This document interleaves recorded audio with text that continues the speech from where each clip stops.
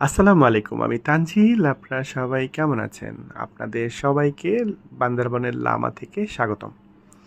আমরা আজকে দুপুরেই এখানে এসে পৌঁছাইছি ঢাকা থেকে। গতকালকে প্রচণ্ড জ্যাম ছিল রাস্তায়। আমাদের আসার কথা ছিল ফজরের নামাজের ঠিক পরপর চকরিয়াতে, কিন্তু আমরা সেই চকরিয়াতে আসছি দুপুর ১২টায়।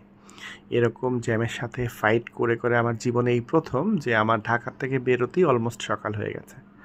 তো যাই হোক, কষ্ট করে এখানে এসে যখন মাতামুহুরী নদীতে বোটে উঠলাম, তখন আলটিমেটলি সামগ্রিক দুঃখ কষ্ট সব চলে গেছে, মন টন ভালো হয়ে গেছে। তো ভাবলাম যে বেটার আপনাদের সাথে কি দেখাই, কি করি আমরা এখানে আসলে। আসলে আমি কোথাও বনে জঙ্গলে গেলে কি কি করে বেড়াই, তো আপনাদের সাথে একটু শেয়ার করি। আমরা এখন বিকালবেলা চা খাবো। তো চা খাইতে বসারও একটা কারণ আছে আসলে, সেটা বলি। সেটা হলো যে এখানে যখন আসছি, আসার কিছুক্ষণের মধ্যেই ঝুম বৃষ্টি শুরু হয়েছে এবং পাহাড়ের নিচে